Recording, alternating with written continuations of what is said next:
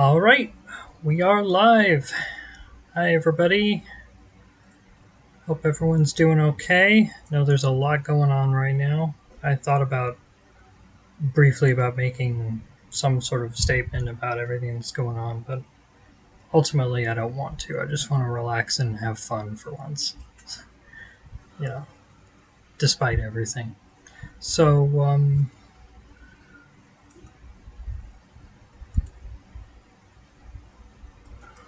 without further ado, let's dive into the game.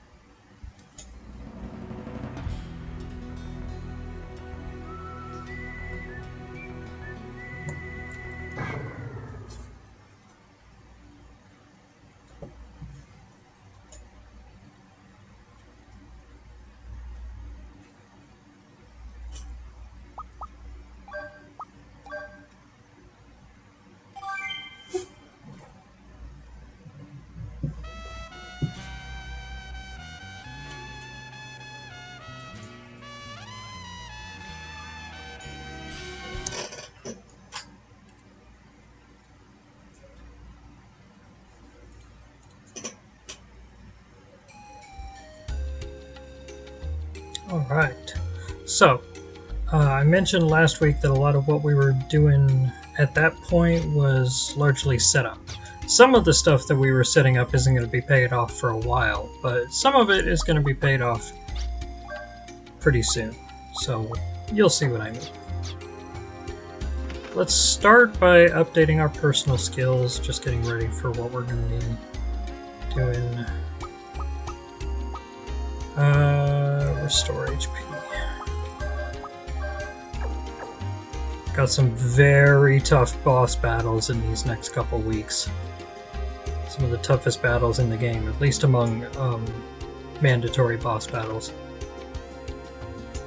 The optional ones that come in later will be much harder. But that's because they're like bonuses for people who want more to do. Let's see.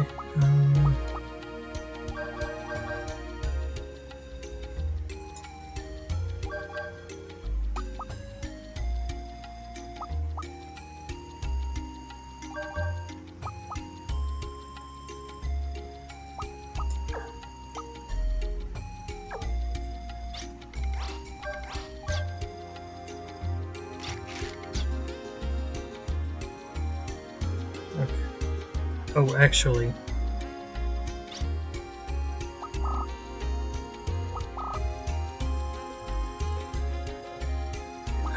I'm gonna scratch that. I'm just gonna reload because I shouldn't have spent that much money on arms when there's gonna be armor upgrades very soon. Let's take that again, shall we, from the top. Okay.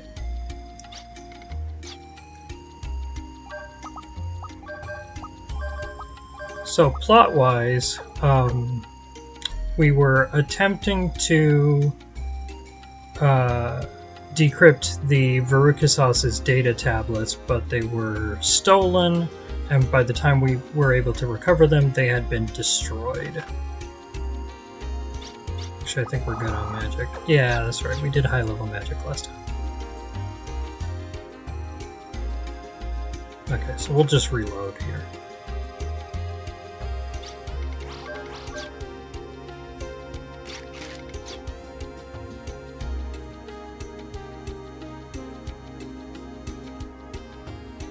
We also learned more about Brad's backstory with the Slayheim Liberation Army.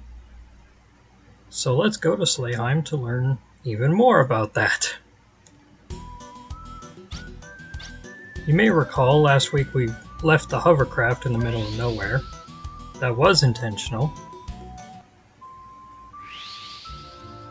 Because if you leave it here, then it's a fairly short distance to where we'll have to park it. There's Baskar, by the way. Now we're on the other side.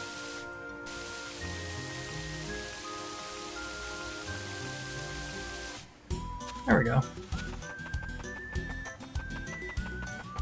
This is the, I don't know, South Slayheim Desert, I guess you'd call it. I don't know if it has an official name.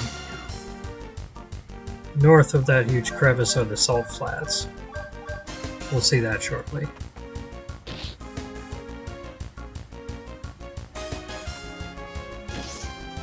We're also going to be introduced to a new character pretty soon.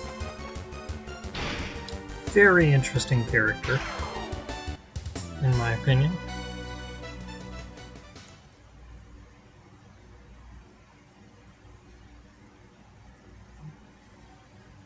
Don't see that anyone's shown up yet. Anyone there?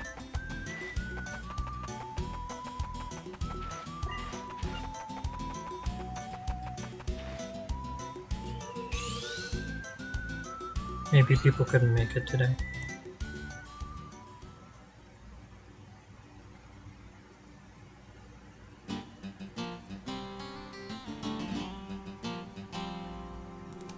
You know what, I'm going to pause for a sec.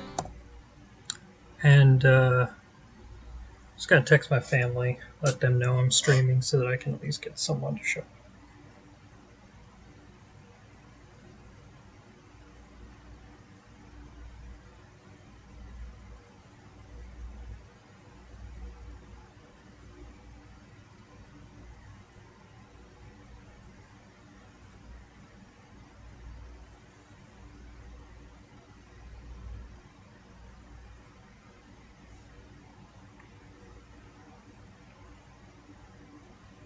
Alright, there we go. So, we've got the town of Courtley that straddles the crevice between the southern desert and the northern salt flats. You can see someone very interesting right there on the top of the screen. Before we get to her, I do want to stock up on armor.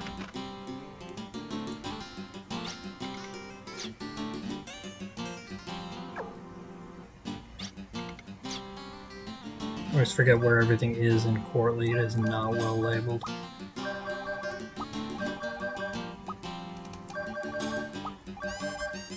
Yeah, we'll get Brad's stuff too.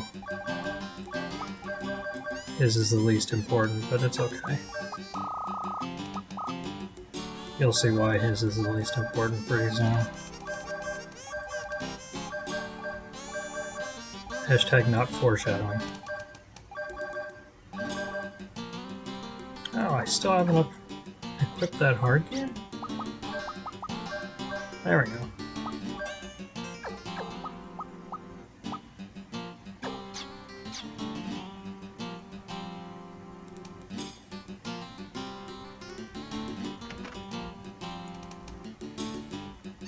Okay, alright, we're good. Let's get started.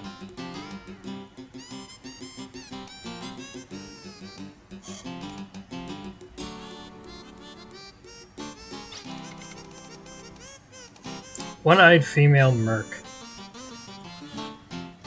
Or I guess merce, because it's short for mercenary. I always imagined it was pronounced merc. I need someone to help me exorcise monsters.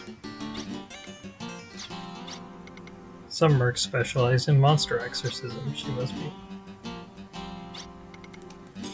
I need a little help exorcising monsters in Slayheim Castle. But it's settled then. Don't worry, it'll be a piece of cake. Starts tomorrow, I'll see you then. Wait, I don't know anything about you. How am I supposed to work with you when I don't even know your name?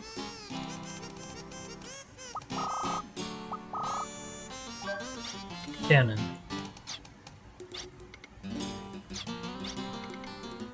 That's what people call me, and that's all you need to know. You're Ashley Winchester.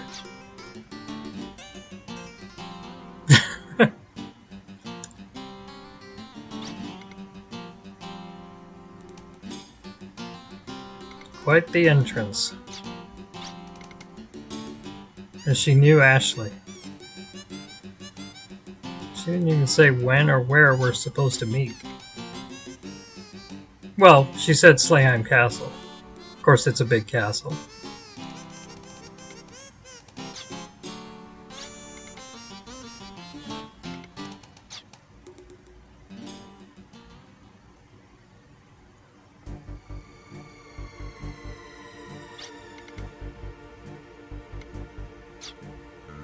Brad's up to something.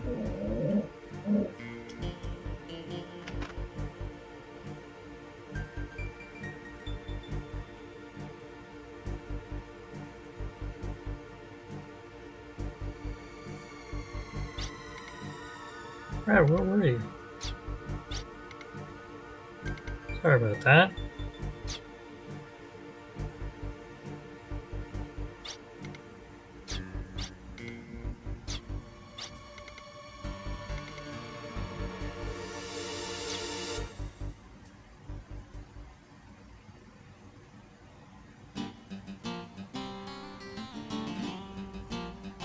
Okay.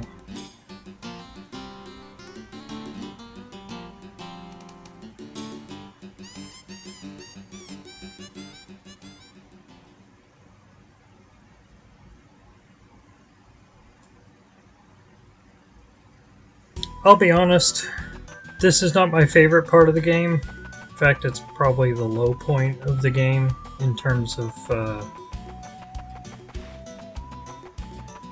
just the story is not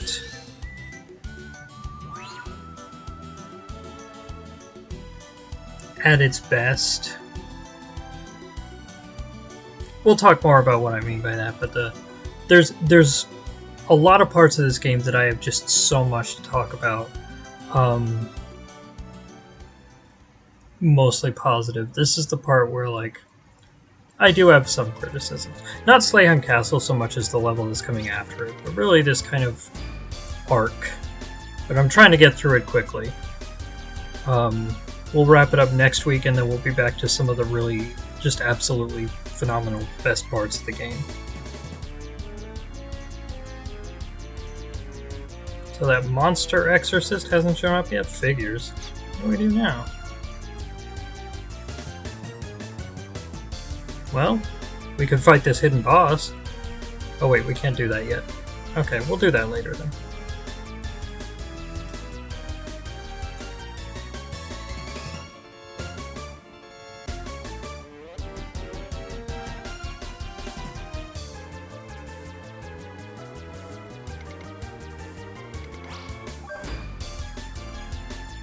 Just like that scene in Community.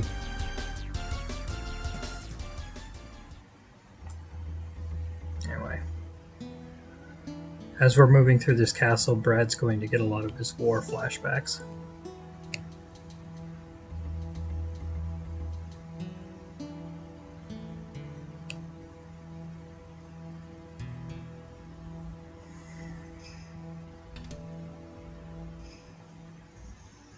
We saw that guy Billy who had been paralyzed by what happened in the war. So in these flashbacks we'll see Brad in their prime. Also a duplicator.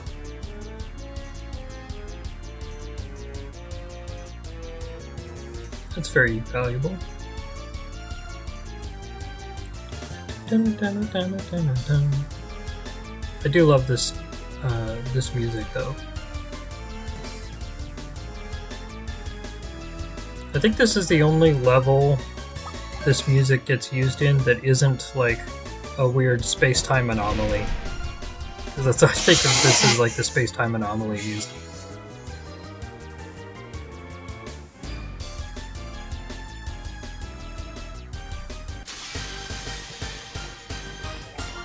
There are ghosts though. Lots of them.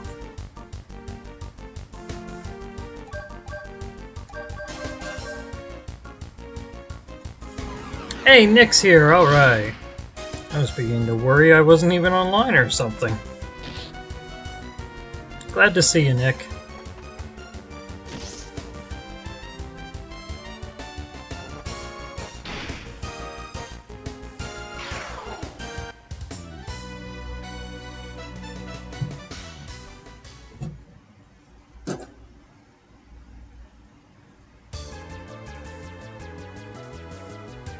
There we go.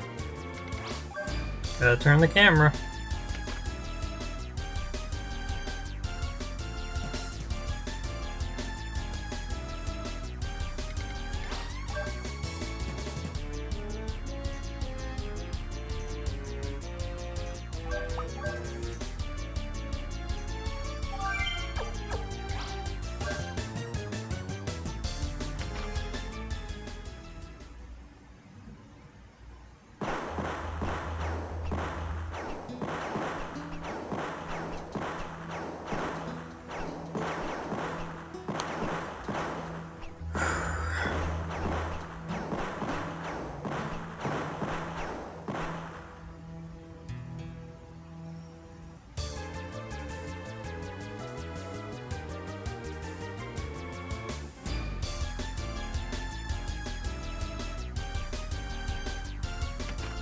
Door.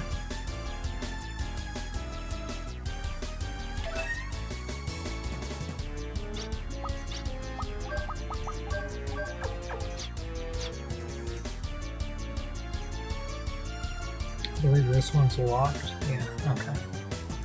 So we went through the east wing, we'll go through the west wing, and then through that little center area. And then we'll have explored the whole castle and nothing will happen after that.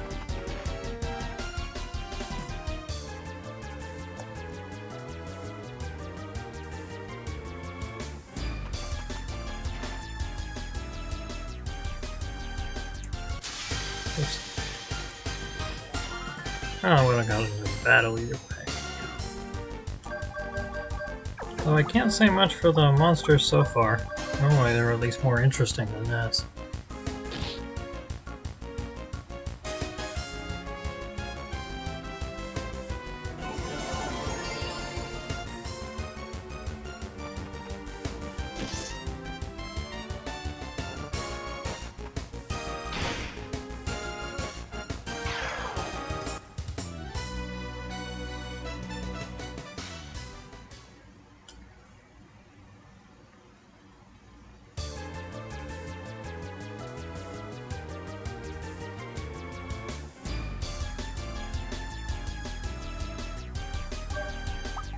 We better kick it up a notch. Or kick it into high gear, so I don't know. Kick. Joke about kicking. Adult mag! Hell yeah. Don't look, kids!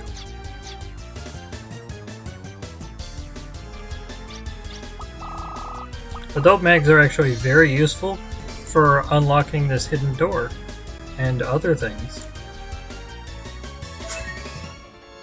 Literally, the item you need to retrieve at this point is just a porn mag. It's very silly little detail, I don't know why. Oh, hey, Dad's here, too. Hi, Dad. Please ignore the stuff I said about the porn mag.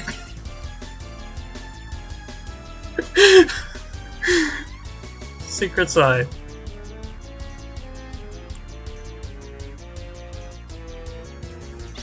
Should probably give that secret sign to Loka. There we go. Okay.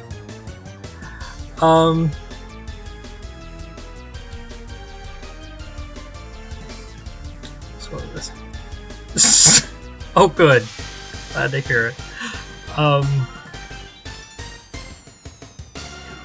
Oh yeah, I was just gonna say, the adult mag actually returns in later Wild Arms games as, for some reason, a hidden boss. I don't know why, but Wild Arms 3, 4, and I think 5 all have a hidden boss that is adult magazines. Usually like a large group of them floating and using magic attacks. It's very silly.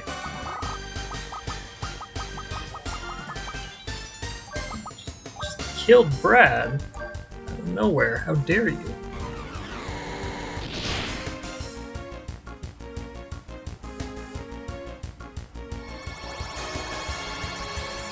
I've beaten the one in 4. I was not able to beat the one in 3.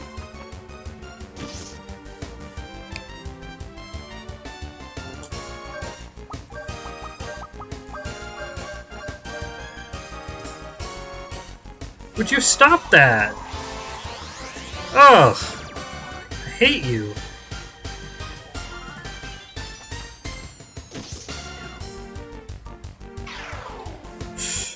Great. It's the plot of an amateur Christian movie.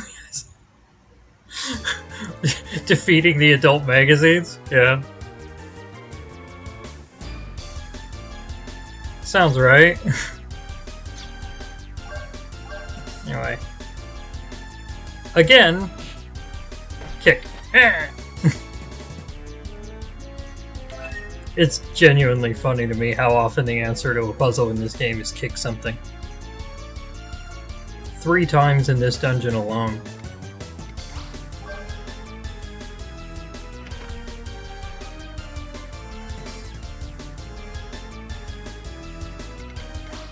Okay. And we'll save that.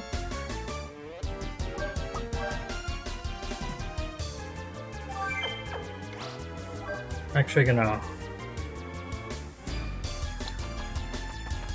hope that we get into another random encounter that doesn't involve instant death attacks, so that we can get some healing on. Because I have 1 health. Here we go.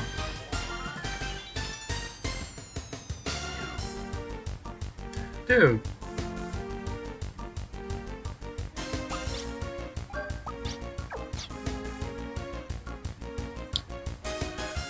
Alright, I'm gonna bring in Tim.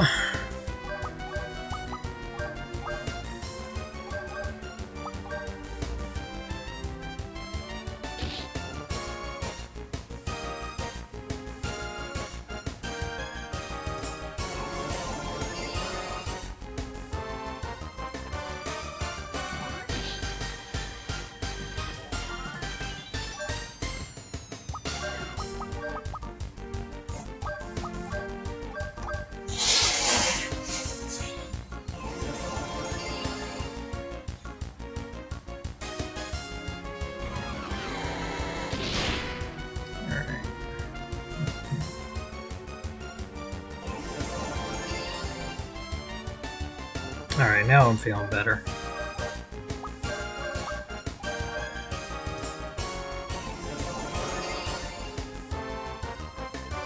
Just, you know, we got a particularly nasty boss fight coming up here. He is a pretty boy. Oh. Tell her I say I love her too, and I look forward to seeing her tomorrow.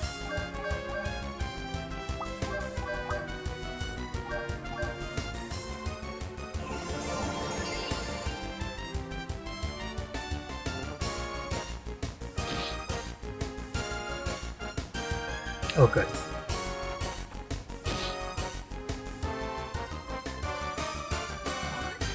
And that should finish him off. Okay. There we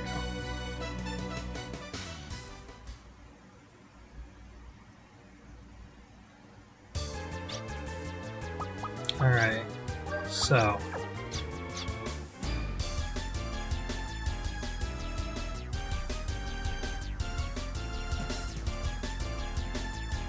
Now the center area. 1 more kicking things puzzle. Hell yeah. Kick all the things.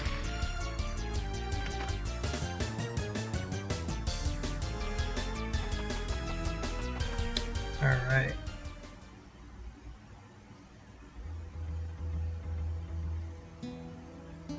Time to celebrate.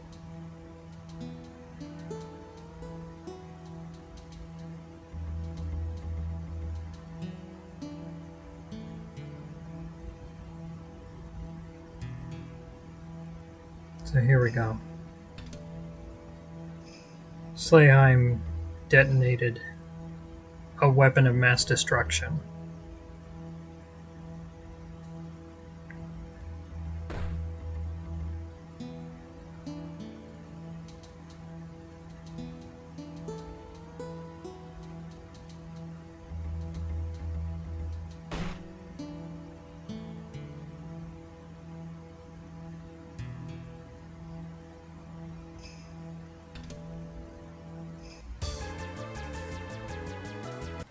So, while we don't get a ton of information about what happened during the Slayheim Liberation War,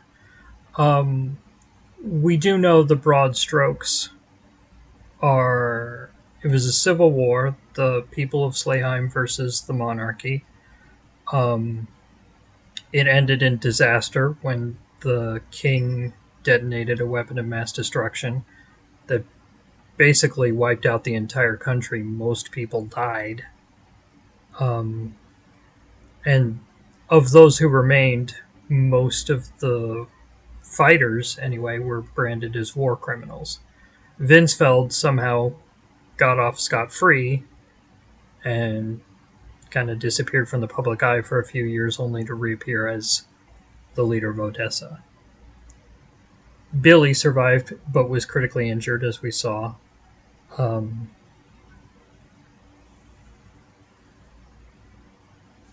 And, of course, Brad was in prison for several years after. Billy. That was our last mission together.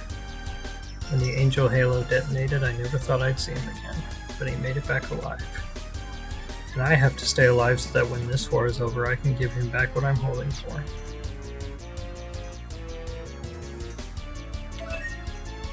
They're gay, honey.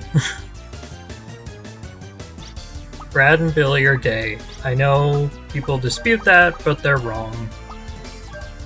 They're gay. Why is Tim holding more gold? Okay.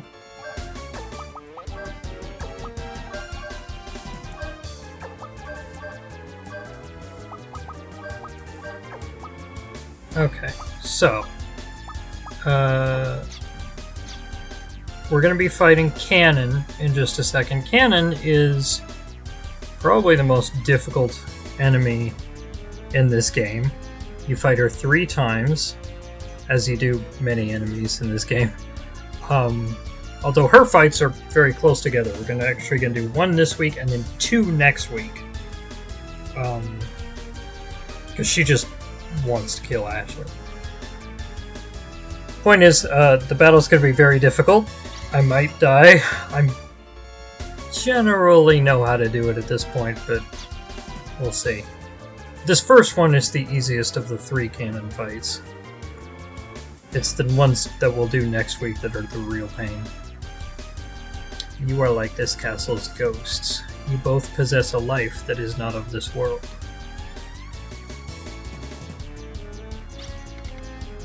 I will send you where you belong.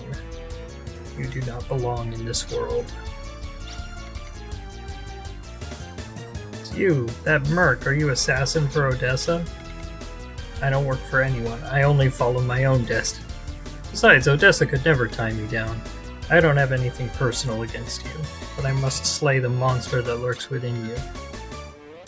I do not tell you to surrender, I simply say accept.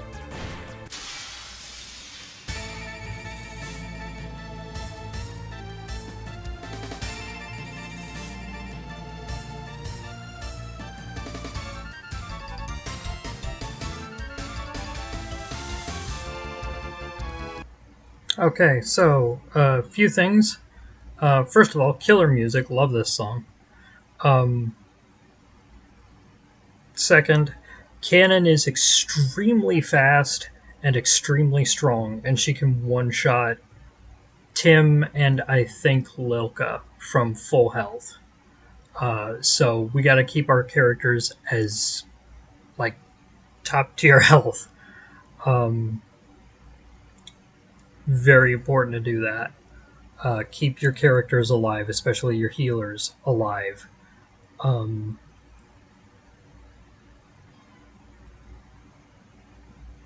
There is a trick that does make this battle easier, although it can still be hard. The trick that we're going to be using, Lilka is already pretty fast. She's naturally the second fastest party member behind, well, Kanon, because Kanon's going to join us after the 3rd time we fight her. If you give Lilka Nua Shax, which boosts her speed further, as you can see I already did that. That was the Thunder Guardian that we picked up a little while back in the hovercraft, then Loka's even faster. And then, if you have her use the spell Quick on herself, she'll be even faster still, and she'll finally be able to go faster than Kanon usually. And if Loka can go faster than Kanon, then she can heal before Kanon's attack. Left Edge is one of her weaker attacks.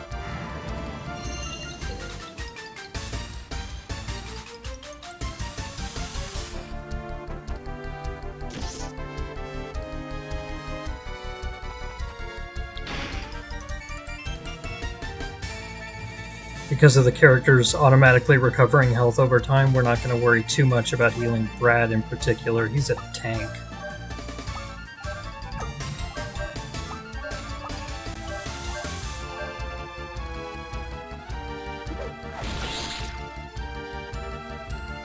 Jeez. Even after Quick, Kanon is still faster than Loka. Well, up parameters means Loka's also going to be getting faster over the course of the battle, so that might change. We're going to try to change it anyway.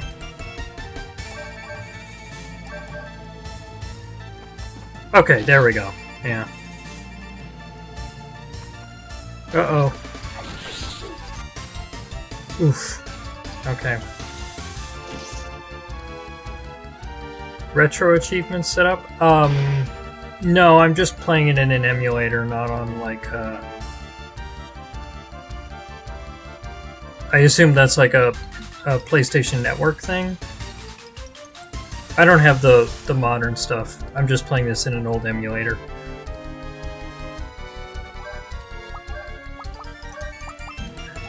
Two FP short of being able to use high heal.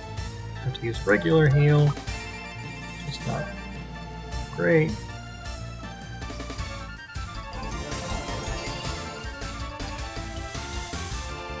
Oof.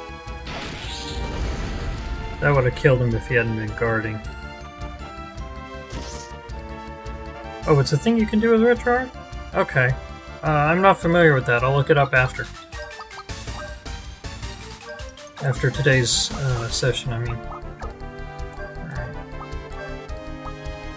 So Ashley's getting close to being able to use access. We will be trying access here, although honestly, if there's any battles where you have access but it's not recommended you actually use it, it's going to be these, for the simple reason that having Ashley's accelerator ability, which guarantees he's going to go faster than Kanon, so he can use a healing item, is honestly potentially more valuable than just dealing lots of damage. Especially in this first battle where Brad... Well, the first battle is easiest, so... because Brad is soaking up all that damage, but...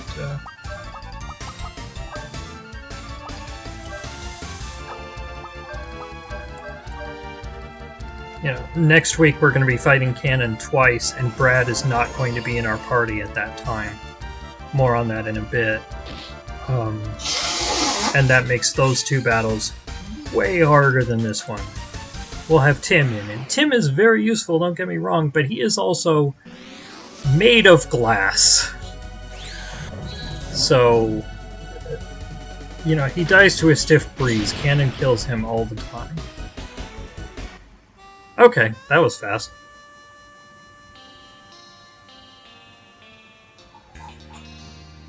Level ups all around. Okay. So I didn't really stop to explain why Kanon is attacking us. It's not totally clear at this point. She just said that there's a monster lurking within us. She's talking specifically about Ashley. She singled him out. He's the only one she knows by name. The TLDR is, as we've already established, Ashley has Lord Blazer, like Phil Gaia's version of the devil, within his soul. We saw this stuff back in the beginning of the game with the Sword Cathedral. He has Lord Blazer within him, but the reason he hasn't like turned evil is because he also has the desire to protect people and the strength from Anastasia to protect people. Those have canceled out, and he's got power, but it's not good or evil. Kanon knows that Ashley has Lord Blazer within him. I don't think it's ever explicitly stated how she knows this information. I have my theories that I can talk about another time. But the point is, she believes it's her destiny to kill Lord Blazer. And because she knows Lord Blazer is in Ashley, she's trying to kill him right now.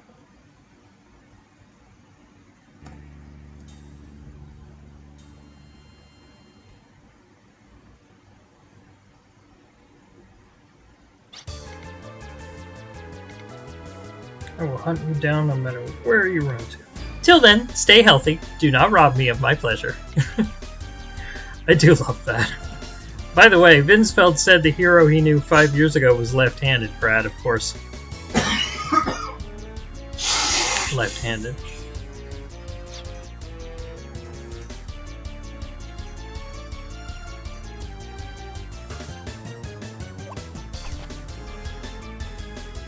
Yeah, they've been suspecting he's sinister, but it actually just turns out that sinister was meant in the most literal possible sense. Haha. Link. I'm not sure what you mean. Anyway, these are the Slayheim salt flats, by the way, that I mentioned earlier. This is what is left of Slayheim after the WMD.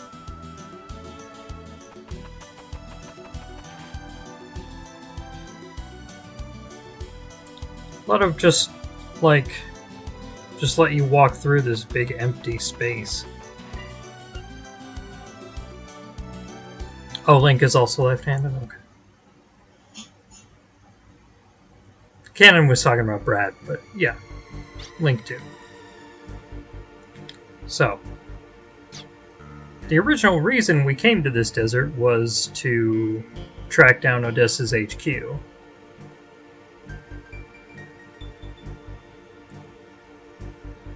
An unusual energy waveform from the desert. It could be an Odessa facility or even a main base. Do you have the exact location? From here, it's a miracle we even picked up the signal. Comb the desert. Insert Spaceballs joke here.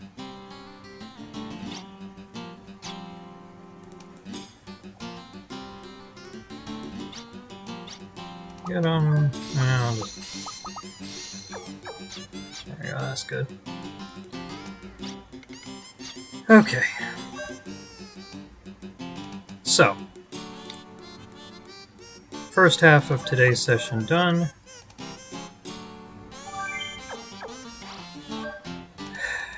Now the Alchemic Plant.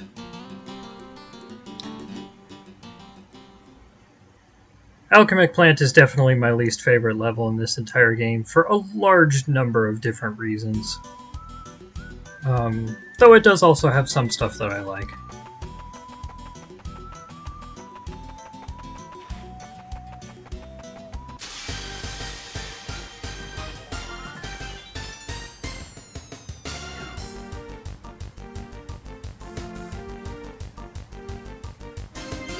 But mostly I'm just looking forward to getting past this part. Because it's so annoying.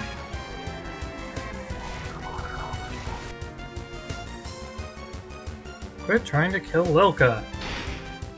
Lilka's the best. How dare you?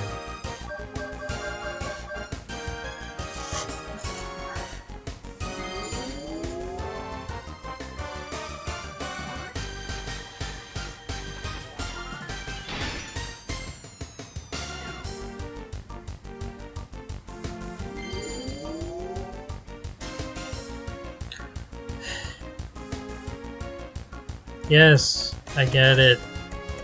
You cast buff spells.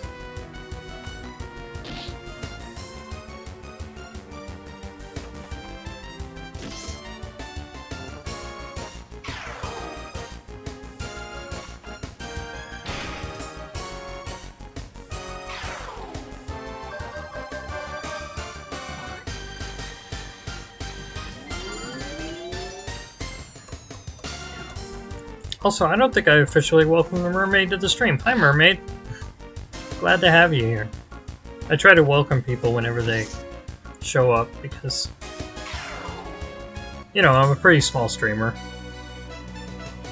Most of the time that people are in here, it's people I know personally. So. And I just like when friends show up. I appreciate it. Alright, here we go.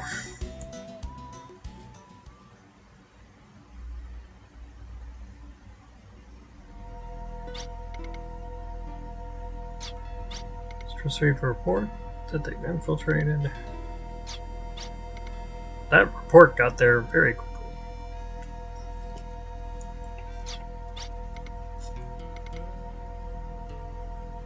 Vinsfeld says, I'll be joining Ptolemea and heading for Heimdall Gazo.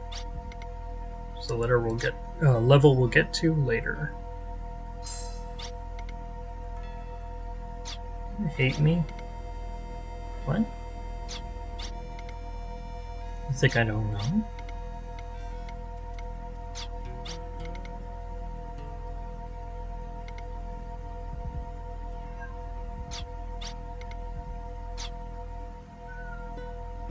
And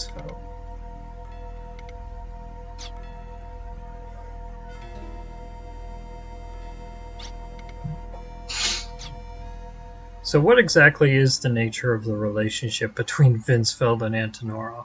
We will learn more about that later. And that's one of the good parts. In fact, that's one of the best parts of the game, in my opinion. And Antenora is definitely my favorite non-player character in this game. Which is saying something, because I love a lot of the characters in this game. Anyway, immediate battle with these guys.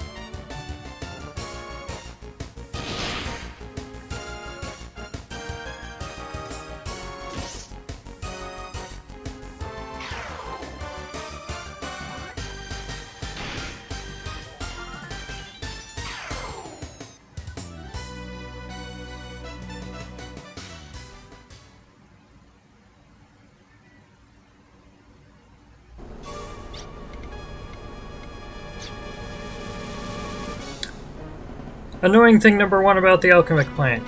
You can't leave once you come in. Gotta finish the level out. Mind you, it's not usually necessary to leave a level once you come in, but like, still, it's annoying. Thing number two. Enemies are really hard to dodge.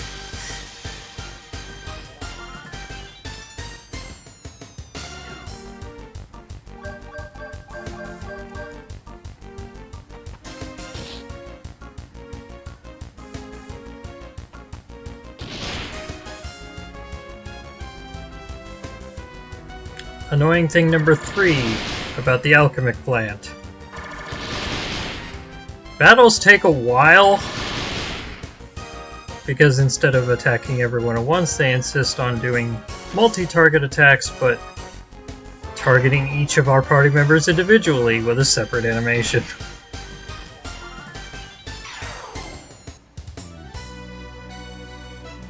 I should also mention that there's no way to speed up these battles in this game. You can't, like, skip dialogue in battles or skip animations or anything, which usually doesn't bother me, but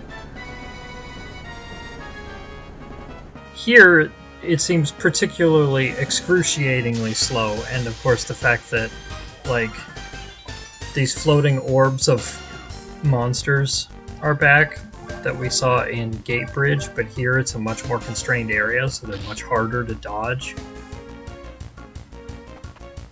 Also, unlike in most random encounters, here you can't run from battles. So that's what, number 4 annoying thing?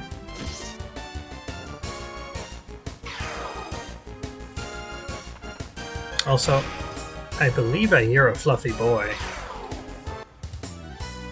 I think it's time that I held him up to the screen. It's the best part of every stream. I will be right back. I hear a fluffy boy.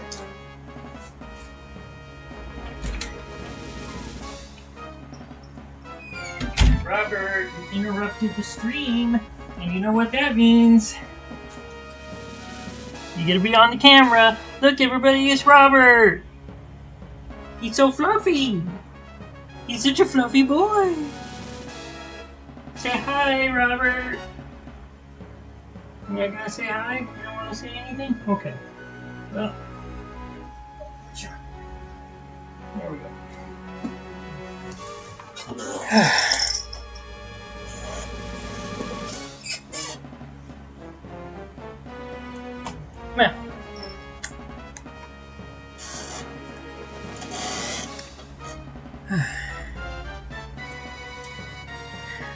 Mermaid says hi.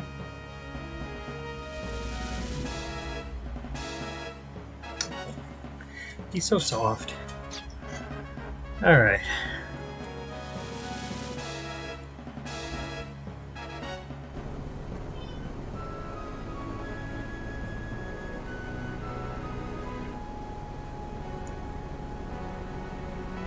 So that's a dead end there. East is a dead end, south is the other direction. North, we might be able to dodge a battle here. There we go, okay, good.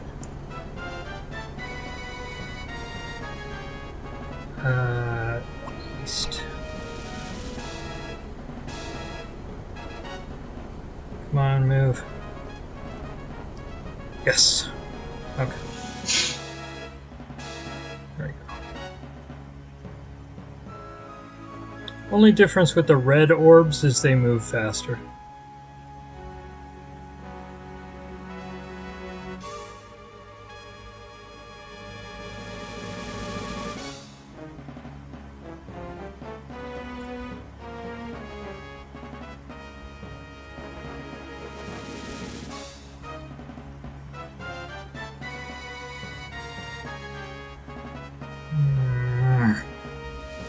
Come on. Come on. There.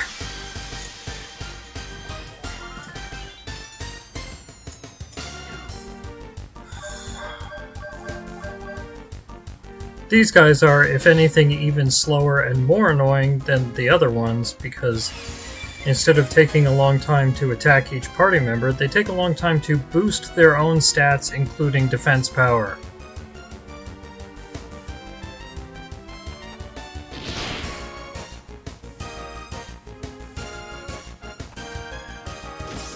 They're never, like, a serious threat. They're not hard to beat, but they can make battles take a very long time.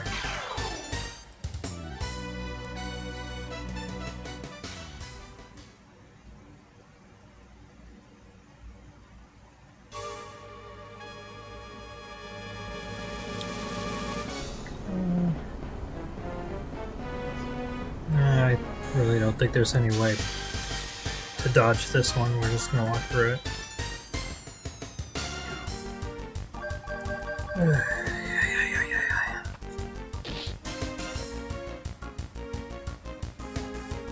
So many undodgeable random encounters.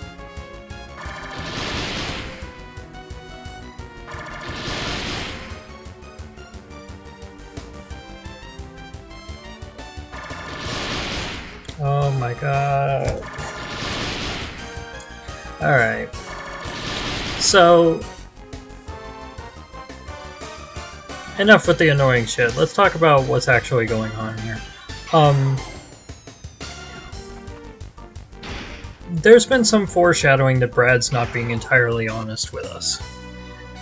And we also know that there's some sort of information leak.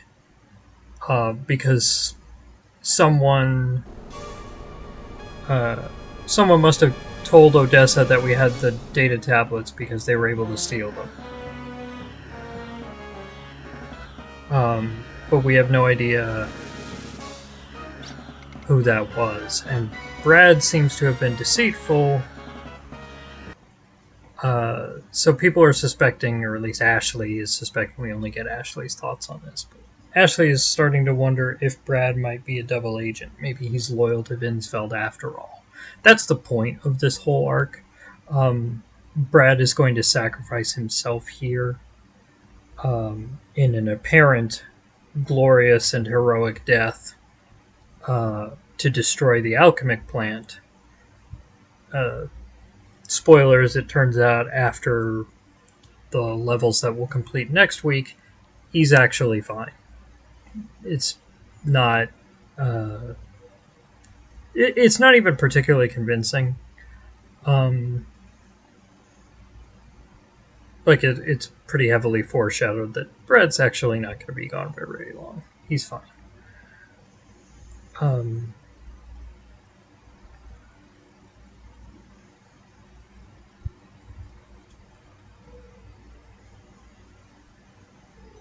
The stuff that I don't like about this, number one, it feels like a worse version of the stuff with Aerith in Final Fantasy VII. Final Fantasy VII came out a couple years before this game, and I'm pretty sure the developers were fans of the Final Fantasy games, and they wanted to have a big, dramatic, emotional character death like in that game, but this game is also, like, Final Fantasy and Wild Arms don't run the same. There's a smaller cast of characters in a Wild Arms game, and unlike in Final Fantasy, all of them have tools for... Actually, I don't think Final Fantasy has this, but I don't know because I'm not a huge Final Fantasy fan. I think this is a Wild Arms thing, specifically. They all have tools that they use outside of battle for solving puzzles.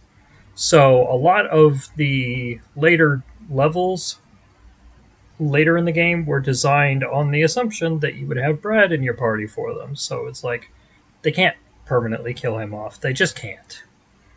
Not without, like, radically reworking everything. So ultimately, they aren't really able to commit to the idea in any convincing way. And it doesn't work on the same emotional level as Aerith's death, even before he ultimately survives, and it turns out he was never dead. That's the part I don't like.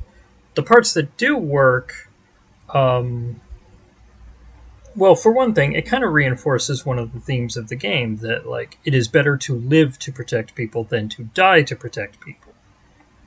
If Brad was a hero by sacrificing himself, that kind of ruins the arc of, like, what we saw with Tim, for instance. He was being pressured to give his life to protect people, and he was like, no, I'd rather live to protect people. If Brad gave his life, that would just fly completely in the face of all of Tim's character growth. And the core idea of this game is that asking someone to sacrifice themselves and saying that it'll make them a hero is an extremely fucked up thing to do to someone. And it is much better for people to live and protect each other, keep our own community safe, than to sacrifice people. So in that way, when Brad comes back, it actually works very well for that. That's all I'll say for now. We'll see more later. But this is the actual point at which Brad leaves the party, right here.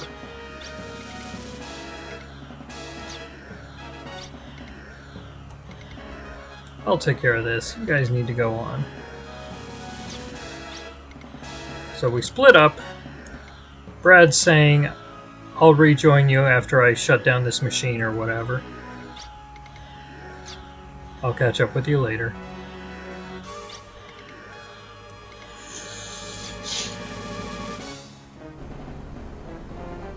This computer set off my room, right? He's so cool. Further reinforcing the you can't go back thing, is this area where... Oh. It is now literally impossible to get back to that room again. There's a neat little puzzle with the, with that big robot. We got these guys who are chatting on the radio, so we can use the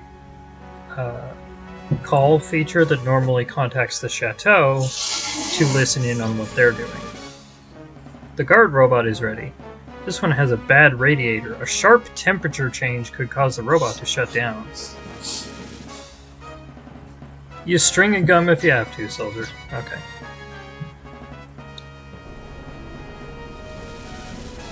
So thing number 5 that I find annoying about this dungeon is that it's where we lose Brad. Even though we don't lose him permanently, it is still annoying.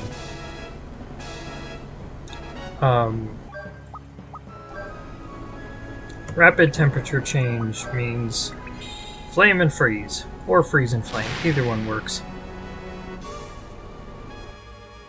That was actually a pretty good puzzle. It's the one good puzzle in this dungeon. It's a little creative thinking, but not too much. All of these rooms can be spied on with this. Code book.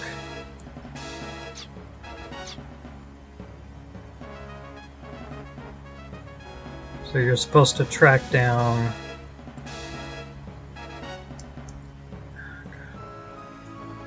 I'll walk through this puzzle because it's a pain. Top secret memo. Okay, here's all the codes. You're supposed to write all this down in that grid. And then... Whoops.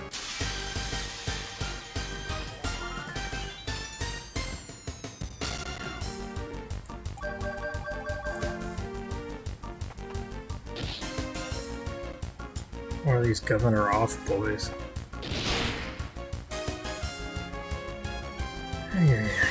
There it is.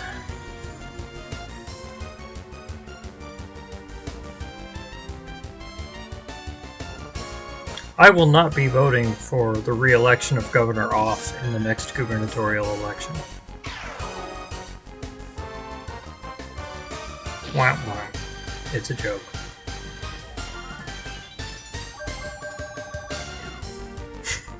All the best comedians say it's a joke after they say it. Don't you know that?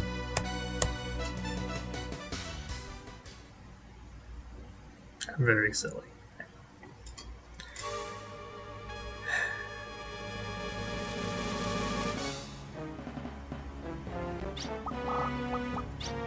So here... it's, I think you're supposed to go up here.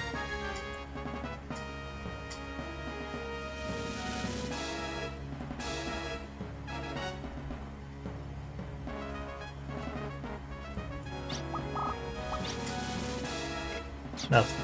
Okay.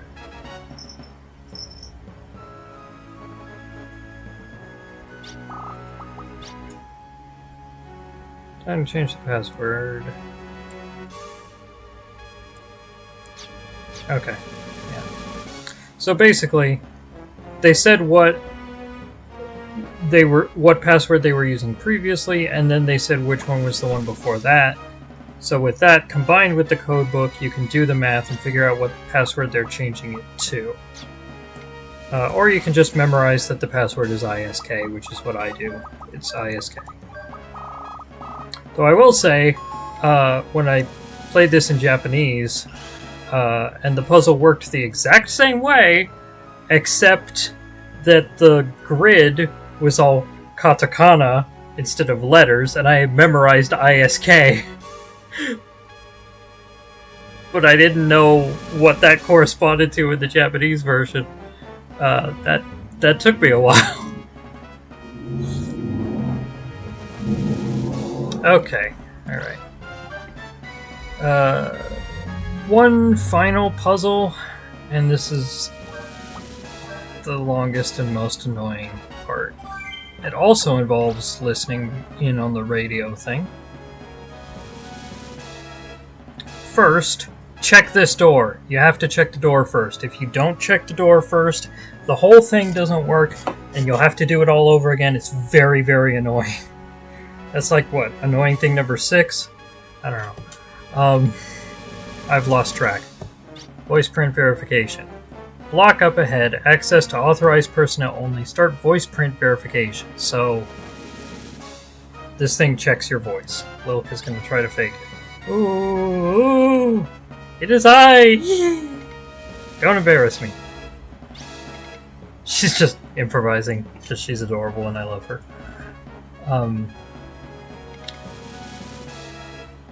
Use of the block is limited to rank A members in the Special Cositis Corps. Okay. Yeah. Cocitis. Is it Cocitis? I always forget. Anyway. So point is, we can't get in without the voice print of a Odessa higher up.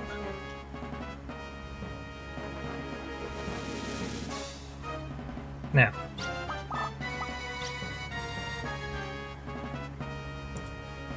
way too mellow. Arms really attack. Let the patrol bots take care of them. Okay.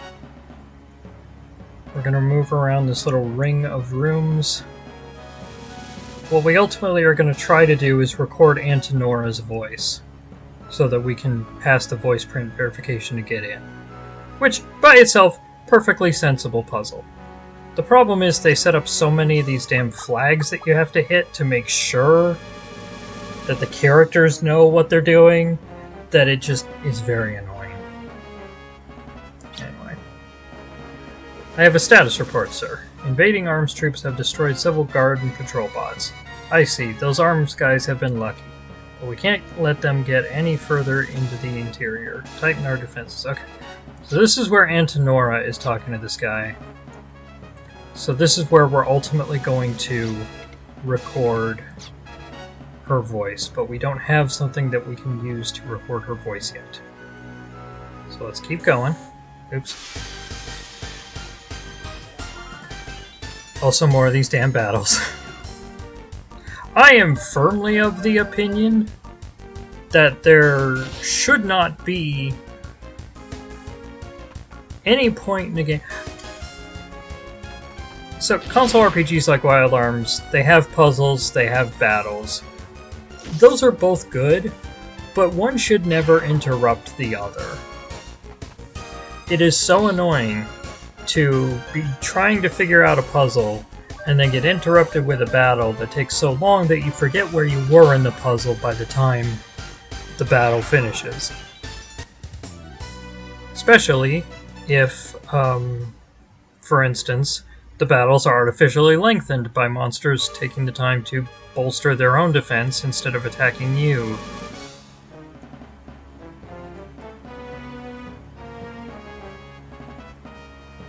I've been thinking a lot more about, like, effective game design over the past few years, because I watch a lot of YouTubers who talk about effective game design, and, you know, thinking critically about these things is good. This is definitely a part of the game that could have used another polish. But let's listen in, see, here we go. Okay, wait a minute, sir. Aren't you done yet? Okay, so this guy is just finishing up what he's doing. We'll listen in on this one. Is that equipment check done? Almost finished. Was it this one? One of these rooms. Did you hear me, sir? I heard you, soldier. Yeah, one of these rooms the guy's gonna leave. There's a few more things. Hold on a sec while I start recording. Okay.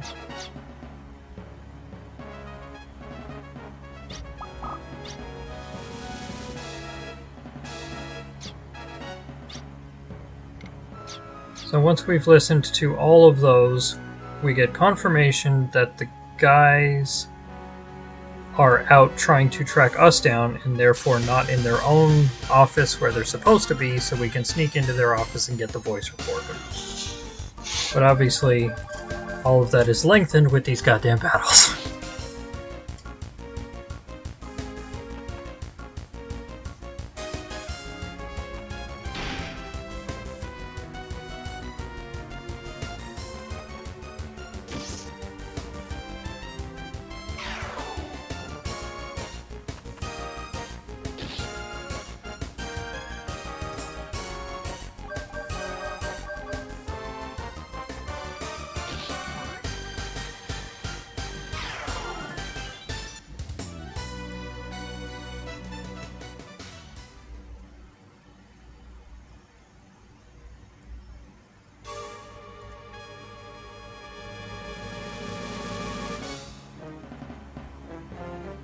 Okay, so now this door that was previously closed is open. We can go here. One of these lockers. There we go. I always wanted something like this. We have a recording device.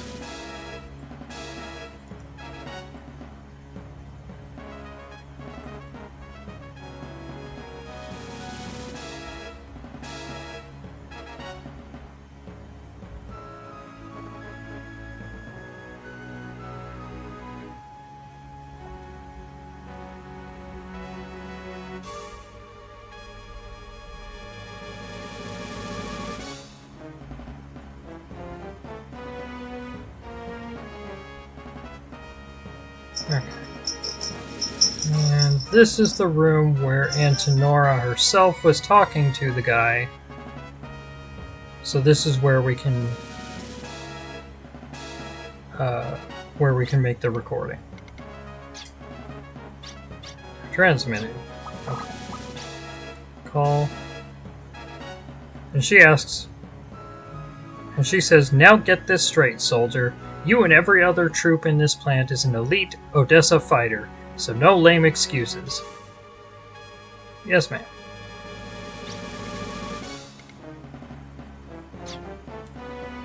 Okay. And we use the recorder. With the recorder from before, I can get Antonora's voice. And she says, "Now get this straight, soldier. You and every other troop in this plant is an elite Odessa fighter, so no lame excuses." That's what she said. Lilka records it with the recorder.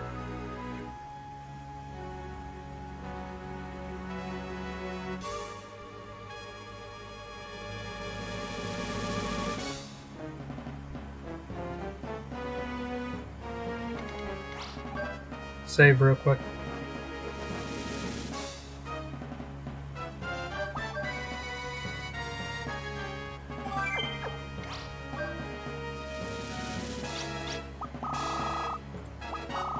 And then the piece de resistance of this level needed another pass. Here we go. Watch. Alright, don't forget, all the soldiers here at the plant were from Odessa's forces. Just to hammer this home, Lilka recorded Antonora speaking, and then a couple minutes later played it back, and she said essentially the same meaning, but the wording was different.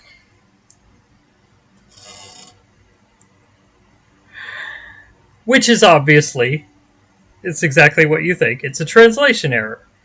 When they were translating this chapter, they just sent chunks of text to different people on the translation team. One person got this chunk of text, one person got that chunk of text, and they each gave their own translations. No one noticed that since canonically one of these things is a recording and the other is a playback of that recording, the wording has to be identical. It doesn't make any sense otherwise. So we're left with this weird thing where, like, the recorder paraphrases? It's like, when I'm confronted with something like this, on the one hand, it is very, very, very obviously just a translation error. Like, they didn't notice that. But there is part of me that likes to pretend, what if there was an actual in-universe explanation for this thing that I have... AI, exactly, yeah. What if there is an actual in-universe explanation for this thing that I actually explicitly confirmed doesn't even exist in the Japanese version because the Japanese text is the same on both the recording and the playback. It's only the translations that are different. Maybe recording devices, it's not a cassette tape, it's like I don't know, a little robot guy that remembers what you meant and says it again. Or something like that. The way that a person would paraphrase rather than recite verbatim. It's kind of funny to me. It just, you know, this is one of those encourages you to not forget. Yeah. This is one of those little. Gork, explain this. Gork, is this true? This is one of those things where, like, I know it's objectively bad, but honestly, I kind of like that the translation isn't even consistent from recording to playback. It's part of the charm of a really bad translation job, and I suspect that this part was just rushed because I think it was the same people who translated 2 also translated Wild Arms 3, and that game's translation was much better. I think it was just like, people are overworked and underpaid, and they're just expected to have something in by a deadline. They don't have time to check stuff. It's the same stuff we've been seeing in the game industry for decades. And poor management causes problems. What else is there to say? Anyway.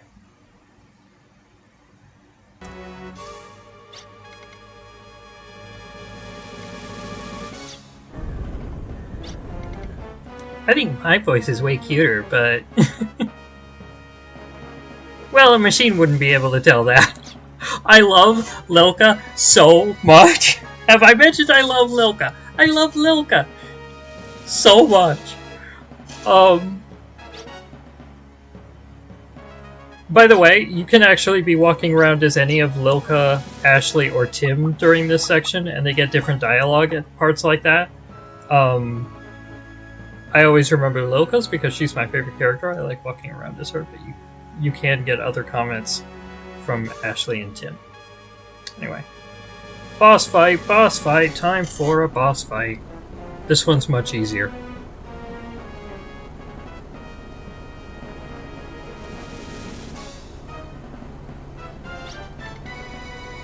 Almost to the energy reactor.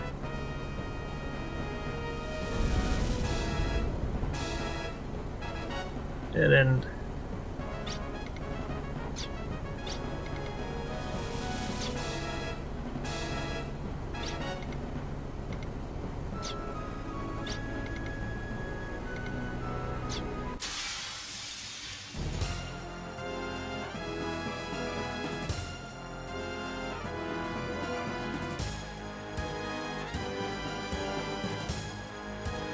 Let this thread make you dance. Dance the dance of death. It suits you all so well. She's putting on a good show for him here.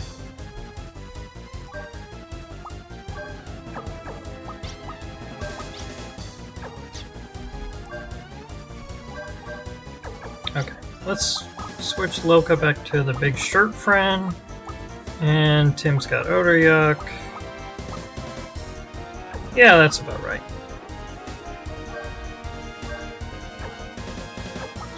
Actually, I forgot to check one thing here. Yeah, Brad still has more galt. And that clear chime. I don't even remember if those things get returned to you in the brief period when Brad's out of the party. That's one of those things where there would be no diegetic reason that should make sense. If he was carrying it when he died, it died with him. But it would make sense from a gameplay perspective. It's one of the things you would be willing to overlook because it's... Anyway, like I said, Antenora is not nearly as hard as Kanon, so this fight should be pretty straightforward. She can be annoying. Unlike Kanon, she does have status effect attacks, like that one, for instance. But status effects aren't that big of a deal for us now. Tim's here, so we can use... we can summon Odor Yuck to cure all status effects for the whole party, and Lilka also has Restore, which can cure status effects for one person, and of course we've got items that can do it. With all those options, this really isn't that much of a problem.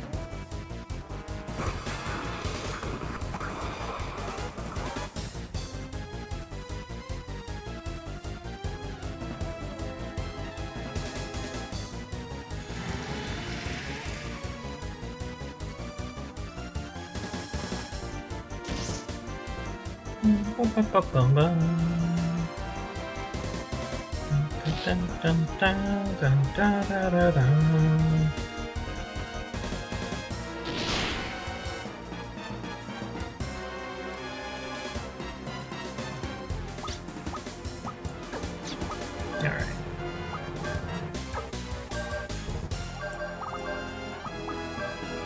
If, like me, you develop... Ooh.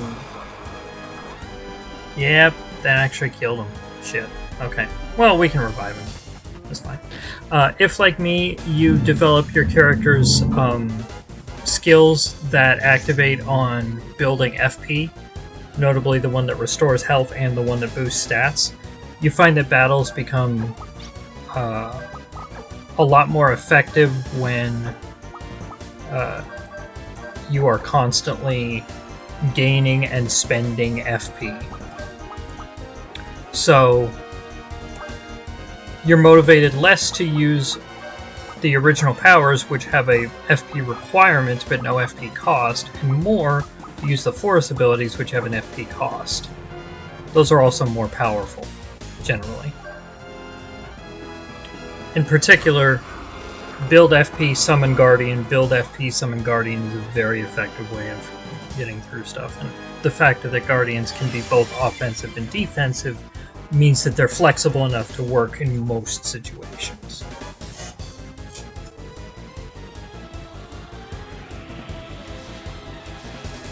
Honestly, Odryuk is probably a little too powerful from a game balance perspective.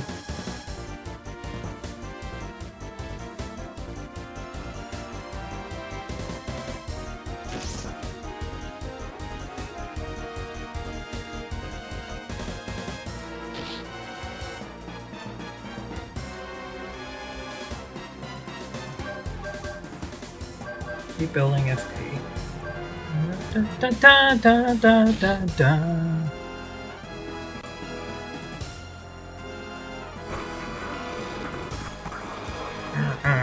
Rude.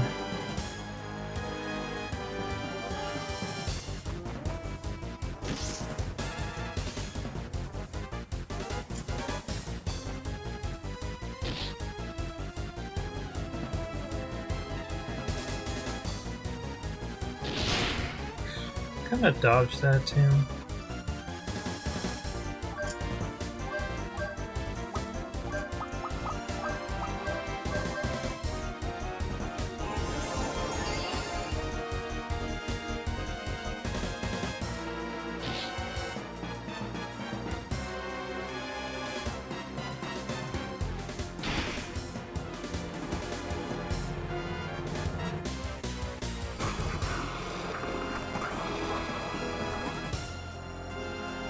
Alright, that time he survived Ephemeron.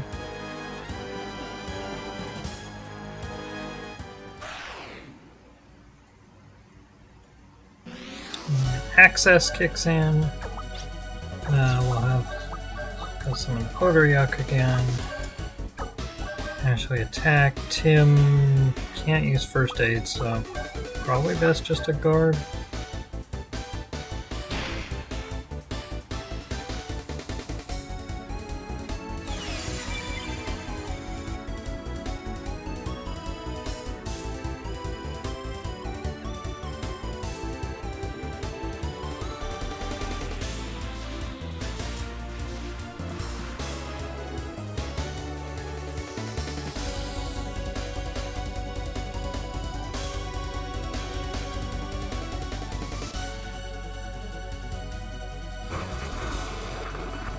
Yeah, I mean, that's a healing spell that is just way overpowered.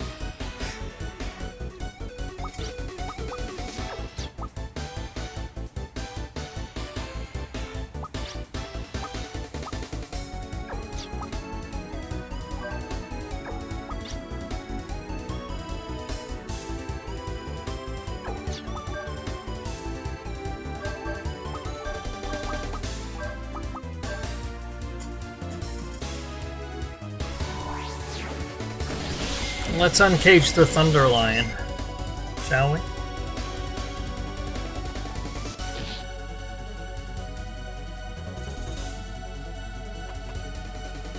I think Tim had newer shacks equipped. I should have checked. Oh, well.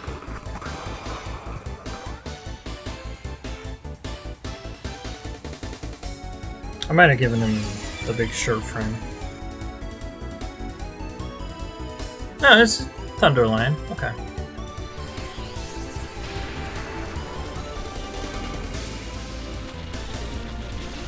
Yeah. Those PS1 graphics. The beautiful polygons.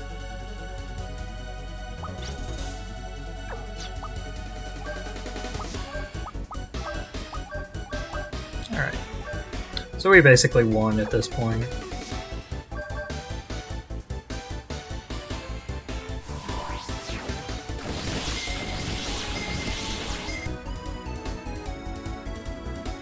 Yep, there we go. Okay.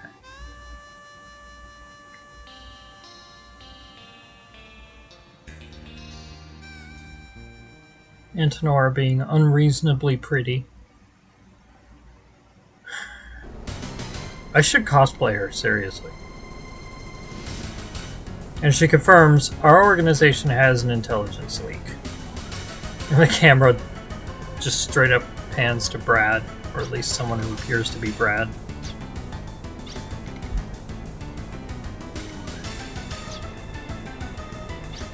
But those things on the side are doppelgangers. Steals not only one's shape, but one's memories and skills too. The intelligence was gathered by a doppelganger in the form of Brad. That's one hot fence. Yeah. I'm still not sure why exactly she lied about that. Because I'll tell you right now, he might be a fake as well. Brad was not actually replaced by a double for any time that he was in our party.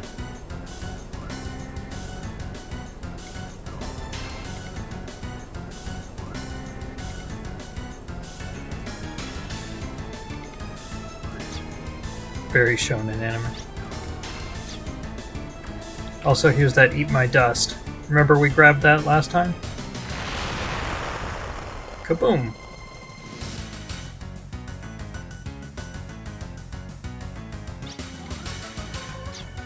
I need to go all out. All Wild Arms villains can teleport.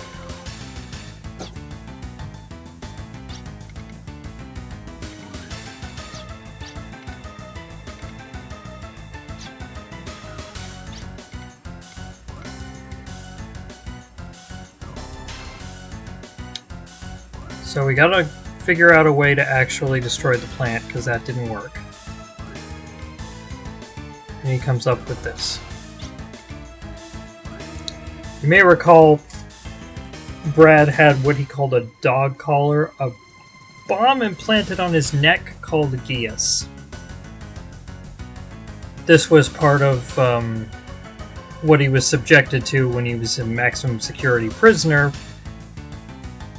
as a supposed war criminal in the Slayheim Liberation War.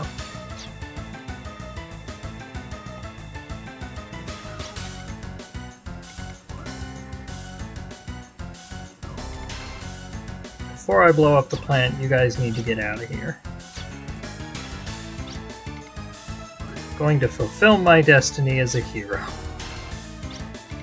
So like I said, if he actually had died here, that would have not been in keeping with the themes of the game.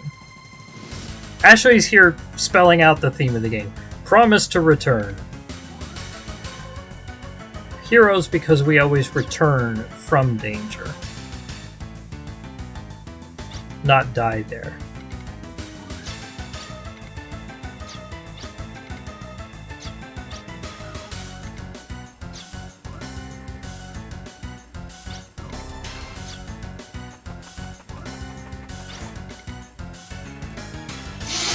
after one's death is what heroes do, I guess.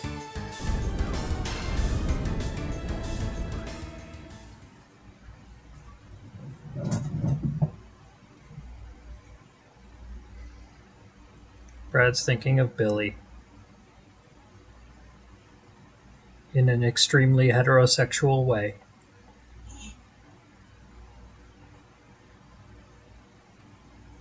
I'm just saying, if I believed I was about to die, I would be thinking of the person I love with all my heart in a very gay way. That's her over there. Hi, Rachel.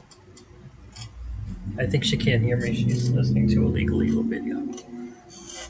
Luckily, I'm not about to die. I'm just streaming a video game.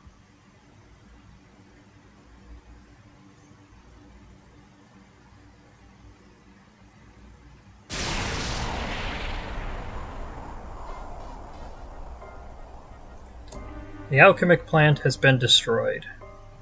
And with all the annoyance it's caused us, I say good riddance. Unfortunately, Brad appears to have died. Although, as I've established, he didn't actually die. And he isn't even out of the game that long. We detected that explosion. It was definitely Geas, the bomb implanted in Brad's neck. Is it at all possible he survived? The bomb around his neck exploded. We cannot imagine anyone surviving such a thing. It does leave the question of, if Geas detonated, how the hell did he survive that? That is a slightly interesting question that will be explicitly answered next week. But really, the story of how Brad survives this is... it works on a, emotional and mythological level. I don't know that it works on a purely literal, factual level, but that doesn't really bother me.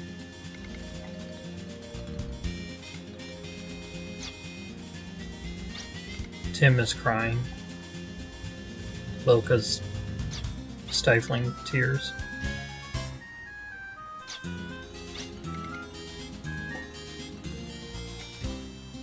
Turn peace to the world. That is the only true way to mourn Brad.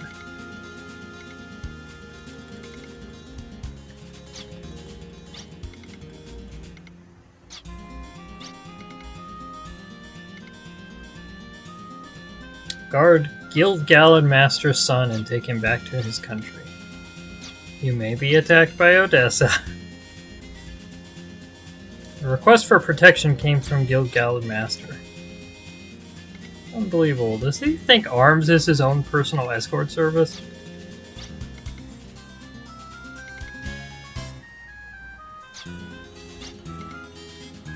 Can't be crying all the time. Brad will laugh. So,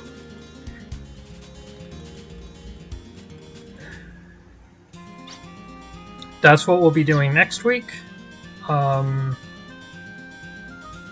Why is the presumably prison escape prevention device so powerful?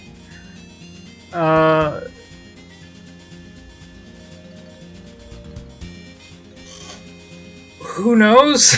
Like I said, it makes mythological sense, but not literal sense. I don't know why they would spend what was probably a lot of money on a small but powerful bomb implanted in someone's neck. He was a prisoner. He was locked up. He wasn't going anywhere. I don't know.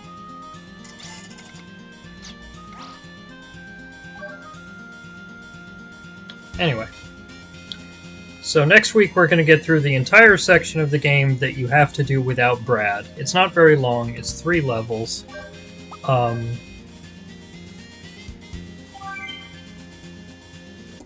It does, however, involve the other 2 Kanon fights. And those are going to be... Let me switch back here. Those are going to be extremely hard without Brad to soak up damage. So... we'll look forward to that. But that'll be wrapping up for today. I do kind of want to say one thing. I try not to talk too much about, like, real world events. I imagine most people who join into my stream are already aware of what's going on, and it would just be depressing. There's not a lot we can do about any of it, for the most part. So I just want to try to bring a little joy to people's lives. I've talked before about how, for instance, Innuendo Studios, my favorite video essayist, has a little series up on Nebula, 1-minute adventure game reviews. I think I've mentioned that several times before. This week, he put up a video, instead of reviewing King's Quest 2016, he put up a video talking about how the site that he had been affectionately ribbing in this series, adventuregamers.com, has been bought and turned into a gambling site. Which is just fucking disgusting. The work that the reviewers had put into that site is all gone unless they can rip it off of Internet Archive. The community has been dismantled, and what's left is just a shitty thing designed to extract money. And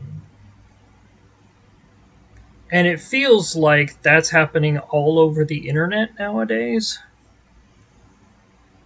Just within the past 24 hours, there's been this thing of first Steam and then itch.io have been taking down adult games and any games with LGBTQ characters, and probably any game that doesn't explicitly cater to right-wing politics at this point. I don't know. But anything that, like, could be uncomfortable for payment processors. Actually, Steam has been taking stuff down. I think itch might have just been removing stuff from search results, but not outright taking them down. I'm not sure about all the details. It's a terrible situation. I don't want to, like, defend the honor of the companies Steam and itch, because they are just corporations, but I do want to say they had to do that because the payment processors were basically holding a gun to their head and said, if you don't do this, you don't have a company anymore. Those payment processors, in turn, had been pressured by a far-right extremist organization called Collective Shout that seems to have a vendetta against LGBTQ people, adult content, and anything else that might bring joy to people's lives, as far as I can tell. They're bad people. Now, unlike a lot of the terrible things happening in the world right now, this might be something we have some degree of control over, which is why I'm bringing it up. Earlier today, in fact, I called Visa, one of the payment processors that had been denying, or at least threatening to withhold service from Steam and itch if they didn't take this shit down, and told them that they need to stop this, that no payment processor should ever withhold a legal transaction. Like, obviously, if it's legitimately illegal, they shouldn't do that, but otherwise, it's none of their goddamn business. And you and I know that, but they got pressure from a far-right extremist group. And I think if they got a lot more pressure from the entire online LGBTQ community and anyone who supports the right of people to express themselves through adult art, or even just if you want to, if you want to tell the right wing extremists to piss off. I lost my train of thought in that sentence. I'm sorry. ADHD brain. Point is, I called them and I started to talk about this, but I hadn't even mentioned Steam and Itch, and the woman I spoke to said, "Oh, this is about Steam and Itch, isn't it?" Which tells me that there's a lot of people calling them right now. That's good. Flood their lines. I mean, no, I know. I've got like 4 people watching me right now, max. I have a tiny platform, but, you know, let's try and do some good.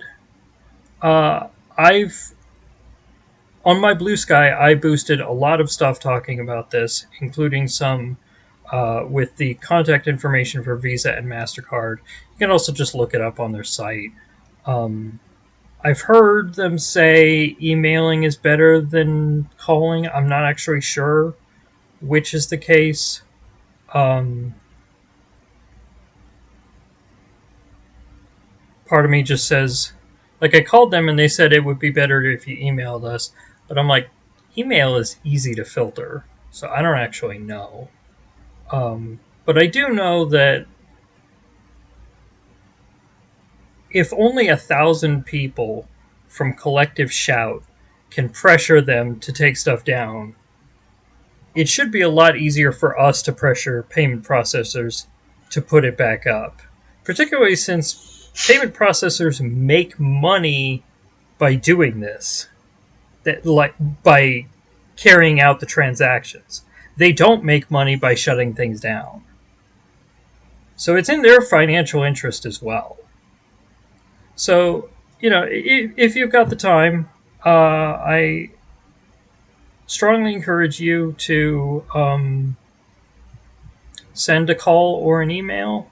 Don't, be super hostile. Don't threaten anybody or anything, obviously. But just tell them, we care about this and we don't like what you're doing to Steam and Itch. There's a lot of terrible things happening in the world that I don't feel I can do anything about.